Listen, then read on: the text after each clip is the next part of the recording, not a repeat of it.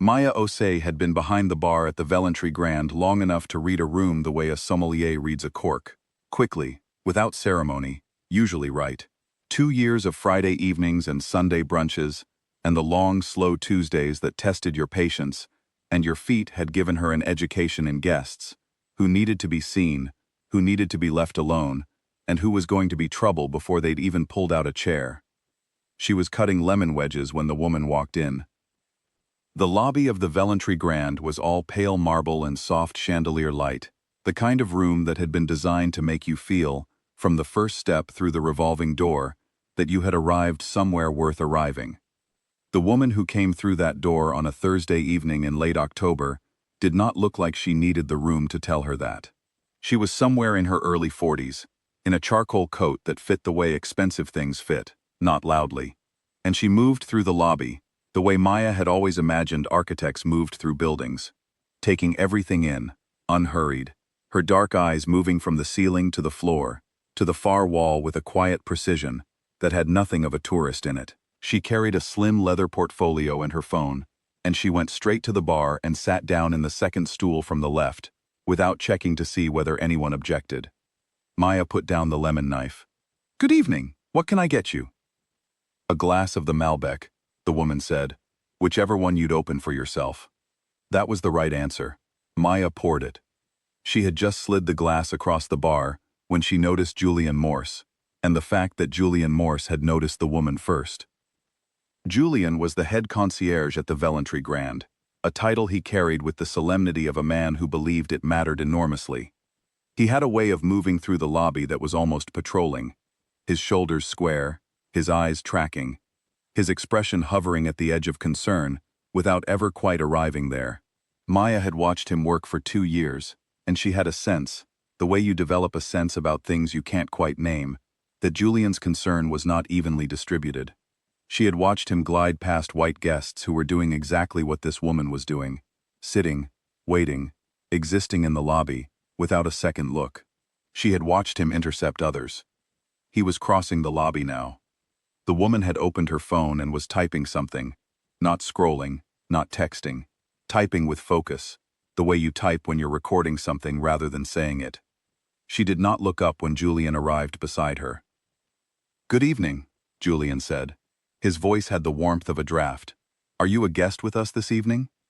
"I'm enjoying a drink," the woman said pleasantly, without looking up from her phone. "Of course." A pause. "Our bar is available to registered guests and their visitors.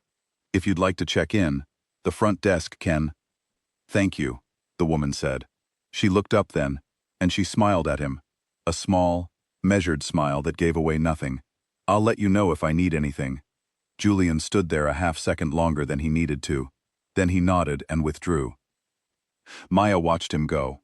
She watched him say something to Marcus, one of the junior bellmen, a young guy, first year, conscientious almost to a fault. And she watched Marcus station himself near the elevator bank, with the air of a man who had been given an assignment he didn't entirely understand. Marcus was not a bad person. Maya knew that. He was new enough that he still did what senior staff told him without asking why, which was its own kind of problem, but not the kind that lived in him. She went back to her lemon wedges. The woman with the Malbec sat for 40 minutes. Once, she set her phone down and simply looked around the bar. The bottles, the brushed brass fixtures, the framed architectural print on the far wall, with that same measuring, unhurried attention. It was not the look of someone admiring the decor. It was the look of someone reading a document. Maya had a strange impulse to ask what she was looking for, and a stronger impulse not to. She drank slowly, and she typed steadily, and she did not bother anyone. Twice Julian passed through the bar. The second time he stopped again. "I want to make sure you're being taken care of," he said. "Very much so," the woman said. She looked at Maya. "She's excellent." Julian's smile was adhesive. "Wonderful. If you need anything at the concierge desk." "Actually," the woman said, and something in her voice shifted. Not colder, just more precise. The way a lens sharpens when you turn the right ring. "I do have a question.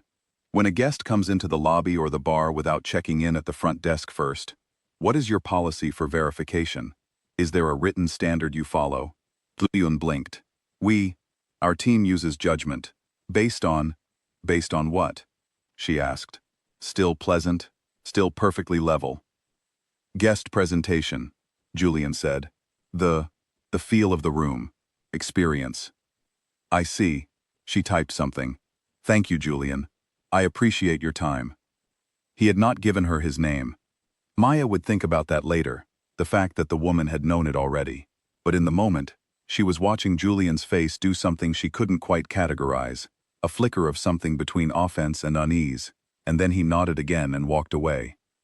The woman finished her wine. She left a generous tip in cash. She did not charge to a room. And she said goodnight to Maya, with the kind of direct warmth that made you feel, for a moment, like the only person in the building who had done something right. Then she picked up her portfolio and her phone and walked to the elevator, and Marcus, stationed nearby, watched her go in a way that made Maya's jaw tighten. She thought about it after her shift. She thought about it on the train home. She couldn't name what she'd witnessed. Not precisely. She only knew it had happened before. Renee Ashford rode the elevator to the 8th floor and let herself into a room she had booked 3 weeks earlier under a holding company name, the way she always did for the first night of a property audit. The room was fine. Fine in the considered, deliberate way that 5-star rooms were fine, every surface chosen to signal ease and permanence. The bed turn-down was impeccable. The minibar was fully stocked, correctly labeled, correctly lit. The bathroom tiles were warm underfoot.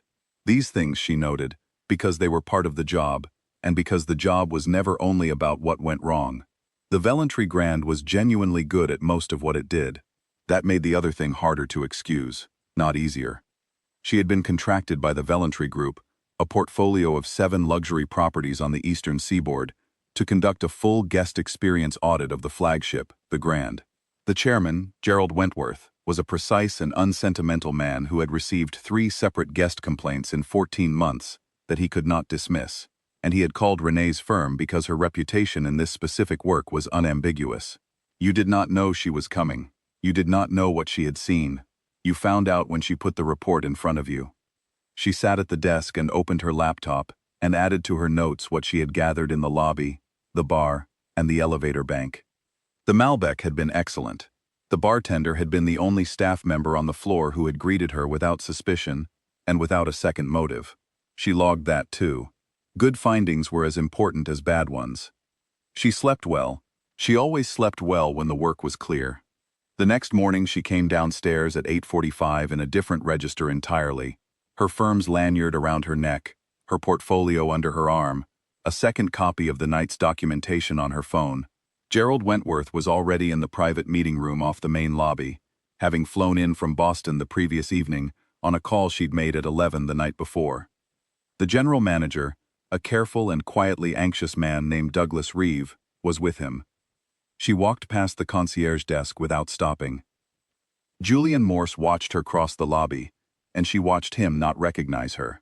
And then she watched the moment he did, the slight reorganization of his face, the confusion, and then the beginning of something else. She kept walking. The meeting with Douglas and Gerald lasted an hour and 12 minutes.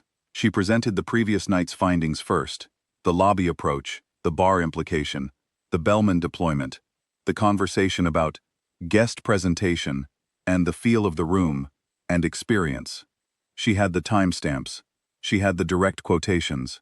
She had the name Julian had given her, which was his job title and nothing else, because he had never asked for hers. She had the time, 8 minutes and 40 seconds, between her arrival at the bar and Julian's first approach, a number she noted because the white guest who arrived after her had been waiting at the concierge desk for 4 minutes before Julian excused himself to attend to them first. She had that too. Then she presented the 14 months of guest interaction records she had requested under the terms of her engagement, complaints, incident logs, front desk notes, and the pattern they assembled. Julian Morse's name appeared 11 times in contexts that shared a logic, a specific logic, and the records made it visible in a way that individual complaints, arriving separately, had not.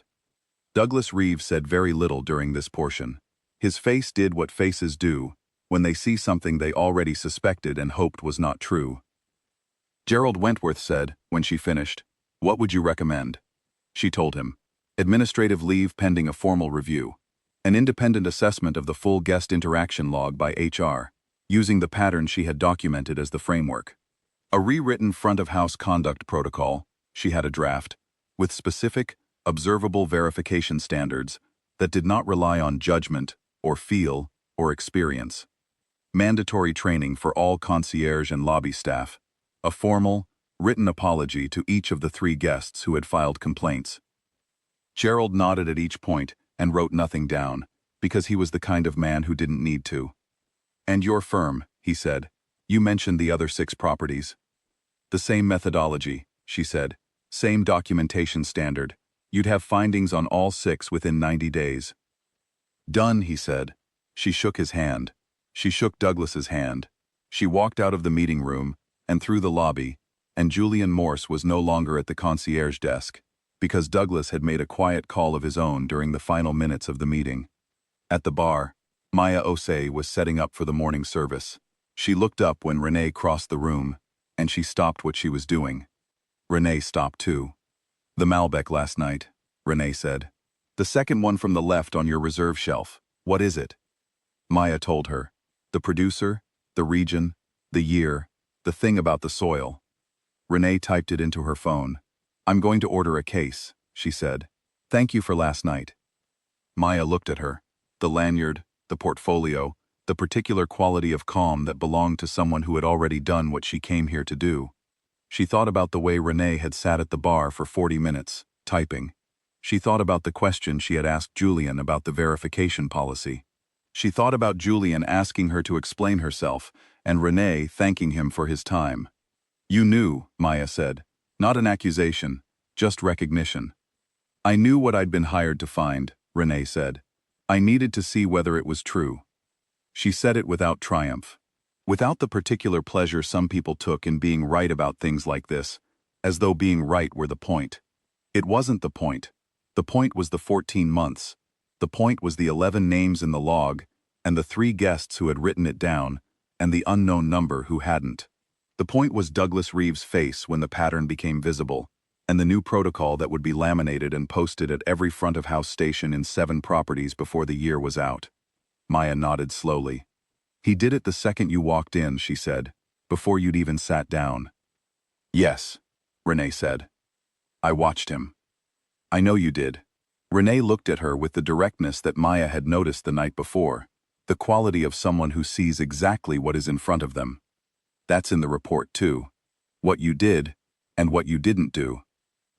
She picked up her portfolio and walked to the revolving door, and the lobby of the Velentry Grand received the morning light the way it always did, pale and clean through the tall windows, falling across the marble floor, and the concierge desk stood quiet, and somewhere in the back office a review was already beginning, and the woman who had come in the night before with a charcoal coat and a slim leather portfolio and a question about verification policy was gone. Maya stood behind the bar for a moment before she picked up her cloth and went back to work. She thought, some people walk into a room to be seen, and some people walk into a room to see.